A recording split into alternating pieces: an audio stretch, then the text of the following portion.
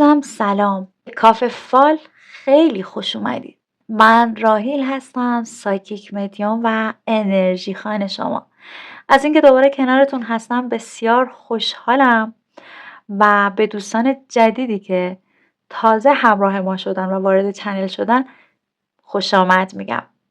ازتون میخوام که با لایک و شیر این ویدیو انرژی مثبت رو در جریان و مدار چرخش در جهان هستی قرار بدید تا برای خودتون یک کارمای خوبی هم به همراه داشته باشه.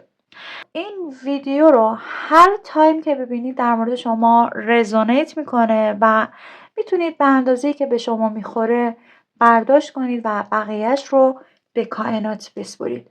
میدونید که این فایل ها عمومی هستن و قطعا در روندش بخشی به شما میخوره و بخش دیگهش نه. پس سعی کنید اون قسمتی که به شما میخوره روش فوکوس کنید، فاکتور کنید و برداشت کنید و ازش استفاده مثبت بکنید. زنگوله رو هم فعال کنید تا از ویدیوهای بعدی جا نمونید. بسیار خوب عزیزانم، با 2 تا دست کارت برای شما انرژی خوانی میکنم. اولین انرژی خوانی بلندمون رو بعد از مدت ها اختصاص میدیم به مسائل عاطفی، چون کارت هامونم کارت های جدیدی هستن و در مورد پارتنر و عشق هستش و این دست از لنورمند که به مسائل کلی روابط پرداخت داره. بسیار خوب، با من هم فرکانس شید و نیت کنید که ببینیم پارتنرتون در موردتون چه فکری داره. فکرش رو بیایید با هم بخونیم ببینیم که احساسش نسبت به شما چی هست و یه ذره کنجکاوی کنیم ببینیم تو ذهنش نسبت به شما چی میگذره.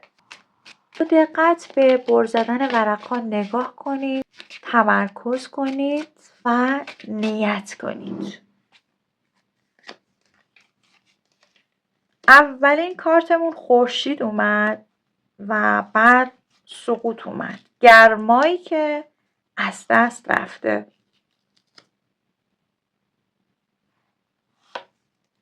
بعضی از شما خیلی با خودش خود درگیری داره و دچار یک دوگانگی احساسی شده. احساس میکنه که در موردش یک فریبکاری رخ داده و احساساتش رو به بازی گرفتند و احساس میکنه با وجود اینکه احساسش به بازی گرفته شده باز به سمت پارتنرش میره، اون رو جادو کرده، یک انرژی فوق‌العاده قدرتمند که اون رو به سمت خودش میکشونه. اینکه باعث شده دچار عذاب روحی بشه، دچار درگیری روحی بشه، دچار دوگانگی احساسی بشه، ولی باز هر اتفاقی که میفته به سمت اون آدم برمیگردین، این رو پیش خودتون احساس میکنید یک جادویی برای شما اتفاق افتاده.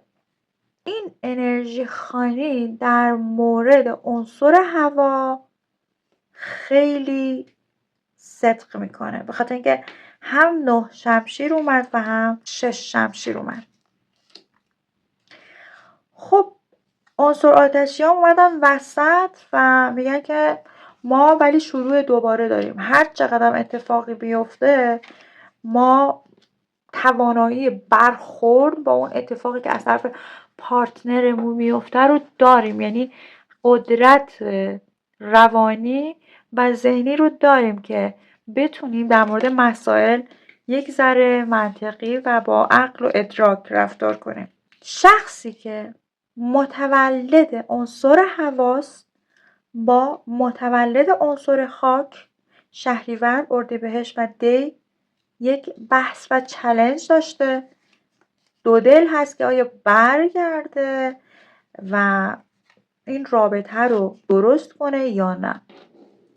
یه بحثی هم با خانواده داشته، یک سری تغییرات ناگهانی براش اتفاق افتاده که نمیتونه درک کنه، از درکش خارج هستن. احساس میکنه رؤیاهاش به بازی گرفته شده.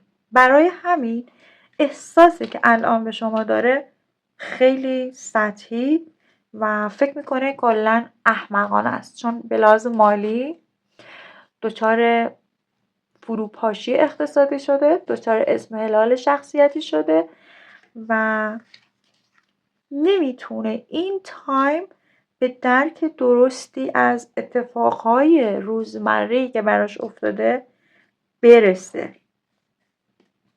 خیلی دچار غرور کاذب و احساس میکنه پولای کمی که از دست دادن خیلی زیادتر از توان مالیش بوده و از اینکه یک عنصر آبی به اون پشت کرده به شدت روحش درگیر و ناراحت هستش. حالا این عنصر آبی میتونه آبان، تیر و اسفند ماهی باشه. همیشه پارتنر شما براش پول مهمه. در این لحظات و در این تایم که شما دارید این رو میبینید و دنبال یک روزنه امیدی هستید که بدونید طرف مقابلتون الان به چی فکر میکنه، احساسش نسبت به شما چیه، اما اون تنها و تنها توی ذهنش به مسائل مالی و مشکلات و دغدغه‌های ذهنی خودش داره فکر میکنه و روحش پیش اوناست. در واقع نسبت به شما اون احساسی رو که باید نداره. یعنی دچار چالش‌های خیلی زیادی شده که فکر میکنه الان اون تایمی نیست که بخواد به شما محبت کنه، عشق بورزه، چون در خودش توان این رو نمیبینه و برای خودش دنیا رو تموم شده میبینه. میگه شما انرژی خودتون رو سعی کنید متعادل نگه دارید و فکر زیاد نداشته باشید. فکر زیاد باعث درگیری و خوره روحی میشه و فرکانس شما رو پایین میاره و در مدار انرژی منفی قرار میده. باعث میشه کارهای روزمره‌تون دچار مشکل بشه و از اینکه به طرف جلو پیشرفت کنید یه حجم نامناسبی از دغدغه‌ها میاد ذهنتون که شما رو از پیشرفت دور میکنه و در زمان حال و به سطح پایینتری میبره. پس میگه سعی کنید انقدر فکر نکنید و فشار روحی به خودتون وارد نکنید. به هر حال مسائلیه که برای همه اتفاق میفته و این مشکلات اقتصادی برای همه در این تایم هستش و فقط یکی دو نفر درگیرش نیست. اما جالب اینه میگه بعد از همه این اتفاقات منفور و منفی جهان کائنات انرژی به شما میده و به کمک شما میاد. حالا میخواد چیکار کنه در رابطه عاطفی؟ جهان کائنات هستی میخواد برای شما چیکار کنه؟ میگه اینقدر غم جدایی و ناراحتی رو نخورید، غم چیزهای از دست رفته رو نخورید. میگه که تایم طولانی باید بگذره تا شما دوباره در چهارچوب همدیگه قرار بگیرید. این تایم طولانی منظورم اینه که 7 هفته و 7 روز و نه بیشتر از این. اونم چطوری میسره؟ با انرژی های مثبت، با اینکه خودت رو دچار دغدغه نکنید و سعی کنید کنار خانواده و دوستانت اوقات خوبی رو برای خودت فراهم کنی که بتونی این تایم نامربوط که مثل یک شهاب سنگی وارد زندگی شده رو بگذرونی، طی کنید. از کارتای تاروت روابط عاطفی و احساسی، روابط عاشقی بیایم بیرون و از لنورمندامون سوال کنیم ببینیم اونها در این مورد چه خبری رو میخوان به ما بدن. مدام منتظر خبری هستید، تلفنت رو چک میکنید، از طرف پارتنرت منتظر خبری، تلفنت رو چک میکنید و از دوستان دور و برش، اطرافیان، مجازی مثل اینستاگرام، واتساپ، هر جا چک میکنید ساعتشو و میخواید ببینید که آیا ازش خبری میشه، ولی موانعی برای اون آدم ایجاد شده و فعلا خبری ازش نیست. اما تا 42 ساعت دیگه یک خبر مثبت و چیزی که به نفع اصطلاح شماست، لیلیوم اومده و قلب این آدم گرچه مثل شاه مغروره، گرچه مثلا حالا اگه شما آقا هستید اون خانومه مثل یک ملکه مغروره، ولی در نهایت اونه که پیچیدگی‌های روابطتون رو کنار میذاره، دغدغه‌هاشو زیر پا له میکنه، مریض بودن و مردگی رو کنار میزنه و نعل شانس رو برای شما دم درتون کوبه میکنه. میاد و انرژی مثبت و عشقش رو به شما هدیه میده، چون که خودش فکر میکنه کلید این در دست اونه. اگه اون این در رو باز کنه و با شما سر صحبت رو باز کنه و با هم در این مورد به یک نتیجه متعالی برسید و مرگ رابطه رو تموم کنه،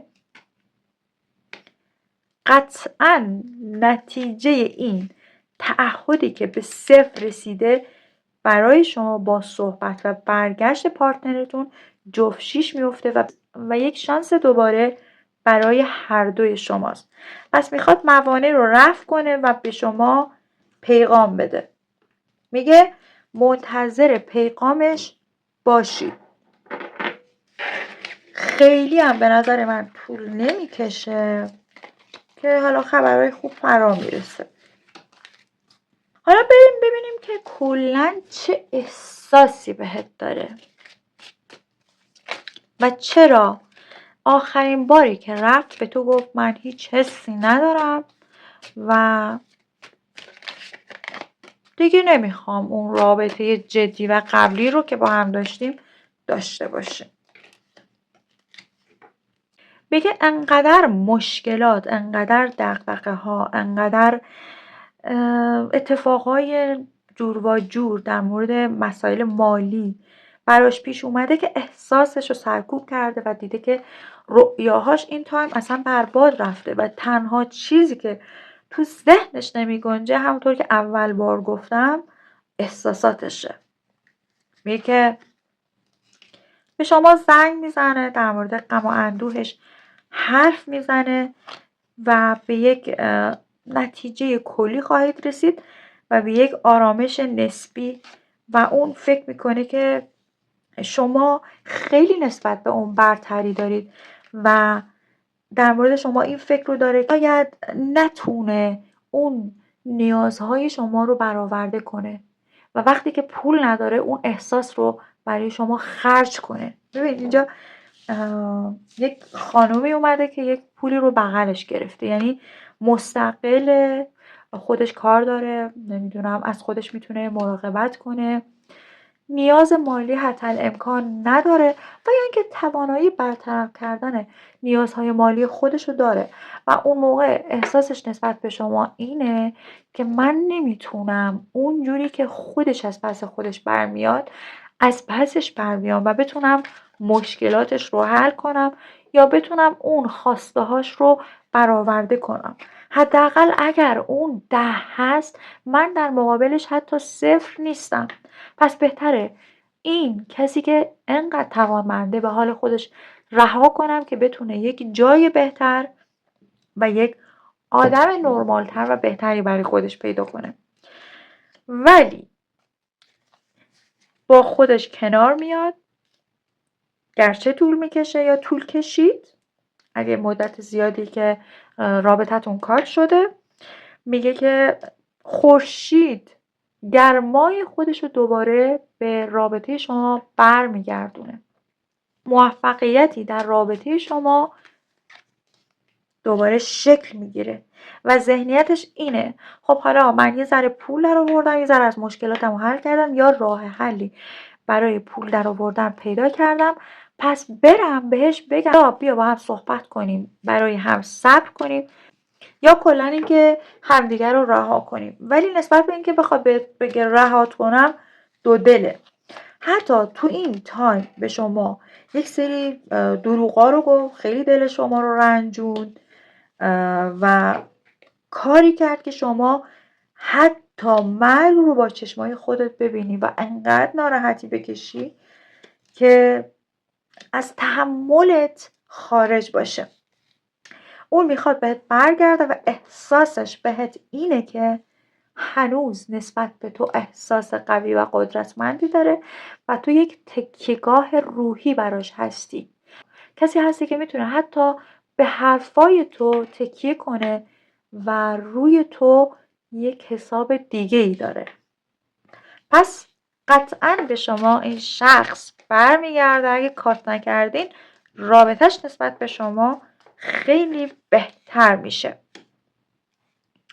گرچه شما خیلی ناراحتی کشیدید ولی شما همیشه ملکه خواهید موند و مثل یک پرنسس تو جای خودتون موندین و به خودت احترام گذاشتی، به اون آدم احترام گذاشتید و دوباره میاد به خاطر همین انرژی قدرتمند و زنانه و احترامی که به خودت گذاشتی، حالا اگه شما آقا هستید جابجا کنید، میاد دست تو رو میگیره و میگه صحبت کنیم، چالش ها رو با هم برطرف کنیم.